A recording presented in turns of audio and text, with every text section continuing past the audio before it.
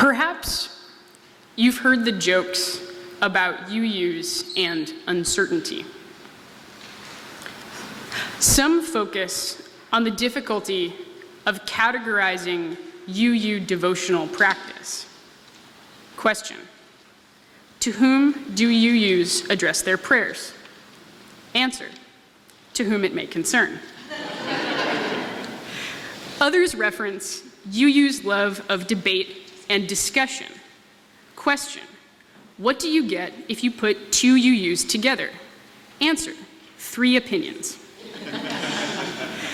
Additional jokes riff on UU's encouragement of other members of their community, human and non-human, in personal searches for meaning. Question: why did the UU cross the road? Answer: to support the chicken in its search for its own path. They also include, of course, the variations on the light bulb joke. You've all heard the light bulb joke. Question: how many UUs does it take to change a light bulb? First answer: as many as will agree to serve on the light bulb changing committee. Second answer: none. We accept the light bulb the way it is.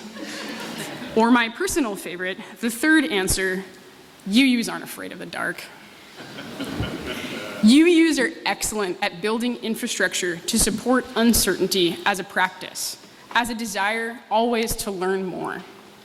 We have a reputation for our love of organizing forums for discussion, debate, and exchange as a means to encourage a collective and responsible search for truth, often to the point of superabundance. In cynical moments, my mother, when asked what UUs believe in, says that they believe in meetings. Uncertainty is a deliberate and necessary tool for UUs. It's one of the primary ways that the UU tradition builds into its practice a regular commitment to asking questions, to working together, so that each person might figure out what is right and true for them as it changes. We hold ourselves up to being a living tradition. Within the language of the living tradition is the expectation that we are each in a state of constant change, and that everything in our lives that isn't us is also changing. A commitment to a living tradition is a commitment to having a practice of being attentive and thoughtful and thinking critically, such that when a serious change occurs, you have a practice to help guide you through it. I want, in this sermon, to build from the language of the living tradition in order to think about how UUs harness and devote ourselves to uncertainty, about how we use it as an asset rather than as an invitation to fear. I want to think, too, about what being devoted to uncertainty looks like. I understand change to be both about preparation, orienting towards what's coming, and about managing what's here. What could a living tradition, a faith-based community denominationally oriented towards sustainably anticipating and living with change, mean? Waiting for change runs the risk of being a form of stasis. How do we manage our waiting, which is full of change we might not be able to anticipate, without exhausting ourselves or looking endlessly forward in a way that detracts from our experience of the present? For UUs, a commitment to being prepared for change is bound up in a collective commitment towards social awareness and participation, toward a sense of responsibility in searching for information about the present moment in local, national, and international contexts. Change for us means both change in our lives and change in the world.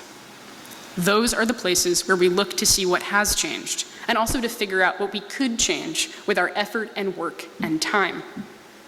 I want to work toward a better sense of what we mean by change, by considering some of the ways that change commonly happens. To do that, I want to think through 7 ways that things change, some of which might be possible to anticipate, and some of which are not.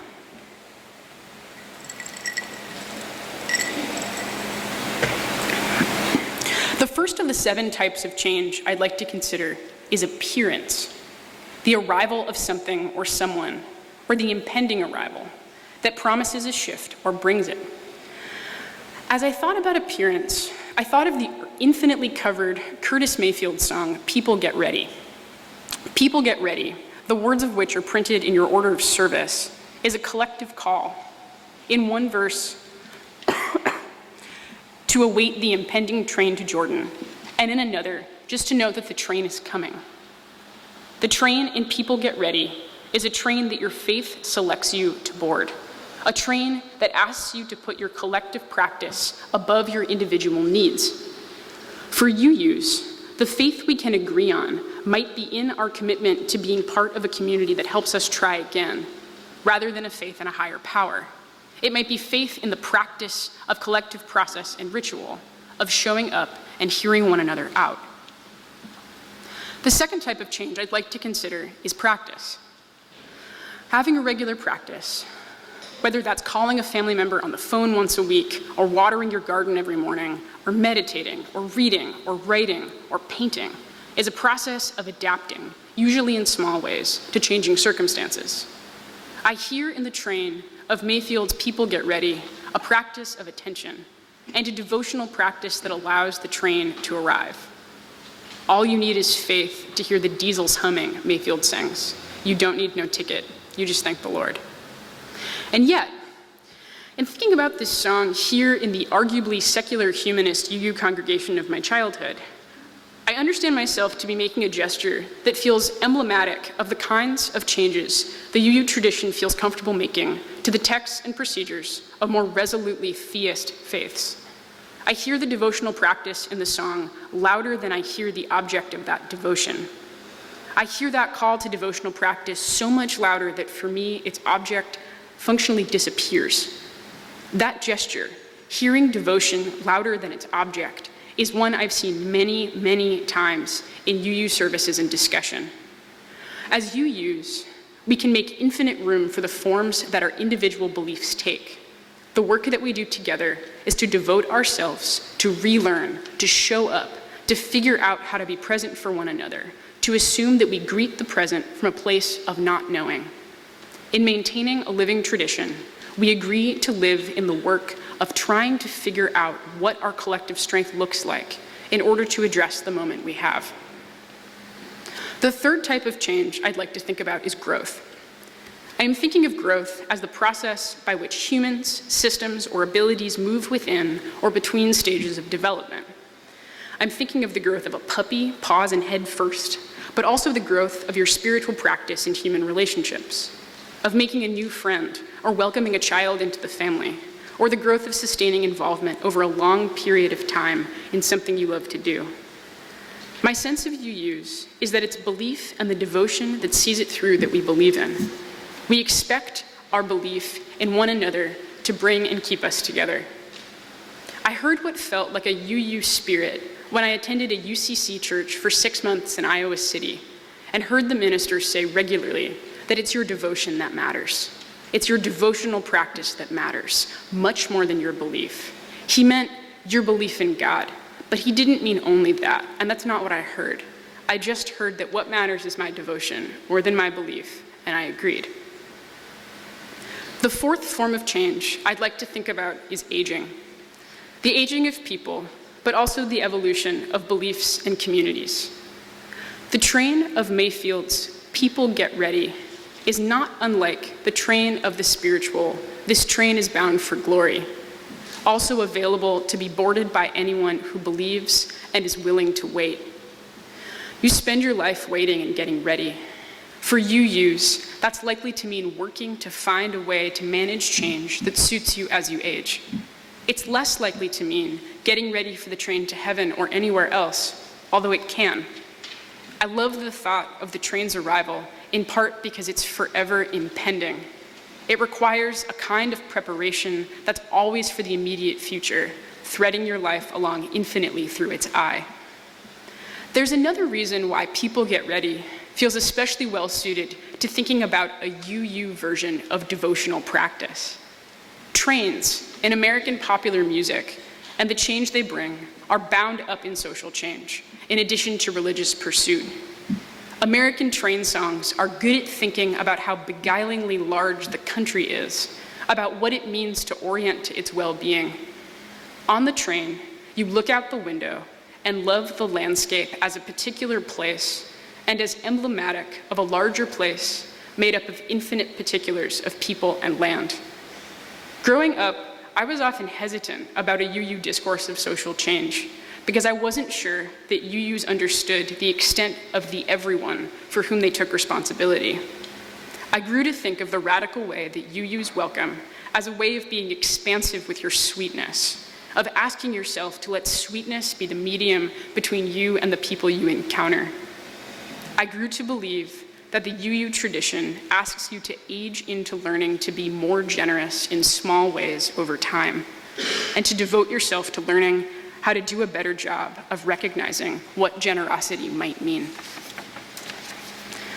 The fifth type of change I'd like to think about as a unit is retreat and removal, through which I'd like to keep thinking about trains. The train in the American train song is a means of escape as well as a means of arrival. In train songs, America is made up of land in miles you travel over. I'm thinking of City of New Orleans. I'm thinking about the train as a site of hedging a bet, moving quickly towards something unknown and often away from something with a pull, lovely or terrible.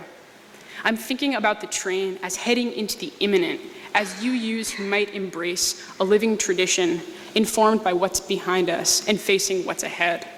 It seems for this reason suitable that you can often, on a Sunday morning, stand in the rear parking lot and see the Chestnut Hill West line on its way in one direction or another. The train song and the UU tradition are variations on an American orientation to the spiritual and yet often secular devotional practice of using the journey as an occasion to celebrate. Trains are, too, a way of thinking about wanting specific kinds of change, of wishing and working for the means to push against static and institutionalized systems of oppression and subordination. The train is the locus of the landmark 1896 Plessy versus Ferguson case that catalyzed the separate but equal laws that became the backbone of Jim Crow segregation. The figures of the train and the railroad in its history are also explicitly racialized engines of hope. This is true of physical trains and also, like Mayfield's, of gestural ones. This is a fact we're reminded of constantly in Mount Airy and Germantown, where we're in the midst of a number of sites that were central to the Underground Railroad. The train as a beacon of hope cannot be separated from the gesture of hope on a collective scale and hope on an individual one, radical and open in its welcome as we desire our congregation to be and as we work to make it so. The sixth type of change I'd like to think about is disarray or scattering. As I considered disarray, I thought about the work of Quaker writer and educator Parker Palmer and his ideas about the disarray caused by uncertainty in his book, The Courage to Teach. The practice of teaching, for Palmer, is a practice that requires the same degree of commitment to procedure that he asks of himself in his spiritual life. The classroom and the congregation are both communities that require and instill hope, bravery, and empathy. He believes that centrally held beliefs, what he refers to as our inner lives, belong in the classroom, and that the practices of teaching ourselves and one another are part of having any sort of practice, spiritual or other kinds. In other words, for Palmer, you're teaching yourself all the time how to keep doing what it is that helps you feel most human and most able to be part of others' lives. In the opening to The Courage to Teach, Palmer asserts, quote, "If identity and integrity are more fundamental to good teaching than technique, and if we want to grow as teachers, we must do something alien to academic culture. We must talk to each other about our inner lives, risky stuff in a profession that fears the personal and seeks safety in the technical, the distant, the abstract. We can also be likely to skirt the personal in our spiritual practice and in the way we teach ourselves to conduct it. The depth of our practice comes from our commitment to go into and come through our fear." Palmer, too, thinks about managing uncertainty when he goes on to define identity and integrity, which for him are the features of good teaching. He writes, quote, "By identity, I mean an evolving nexus where all the forces that constitute my life converge in the mystery of the self." And, quote, "By integrity, I mean whatever wholeness I am able to find within that nexus as its vectors form and reform the patterns of my life.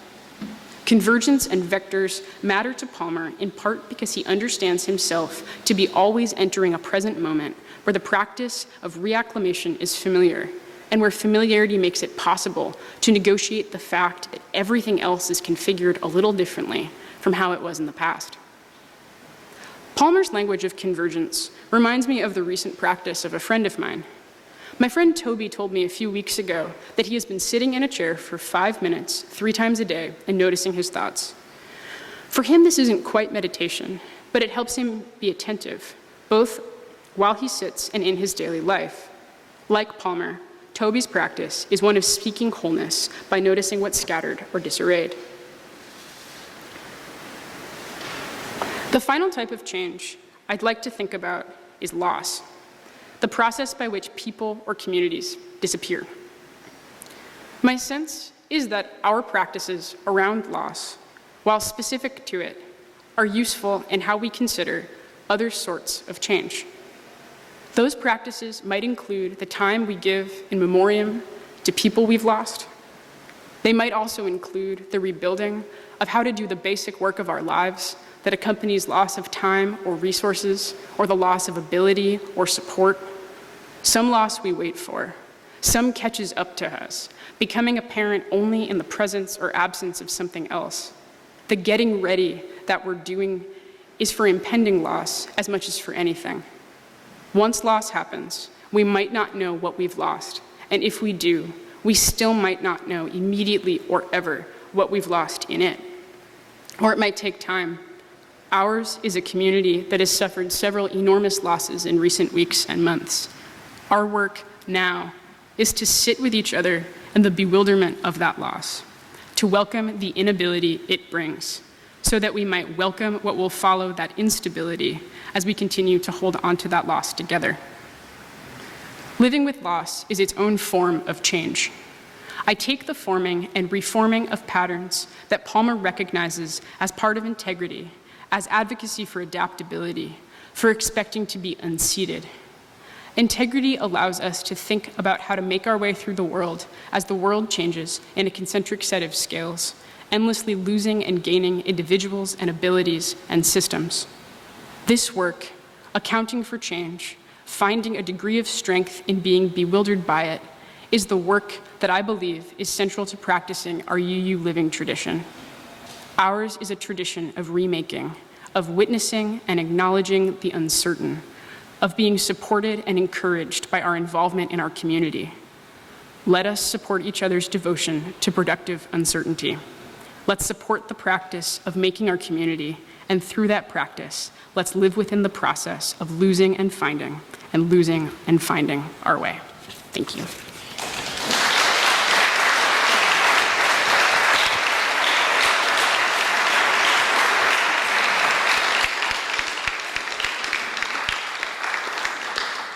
Please rise as you are able and join in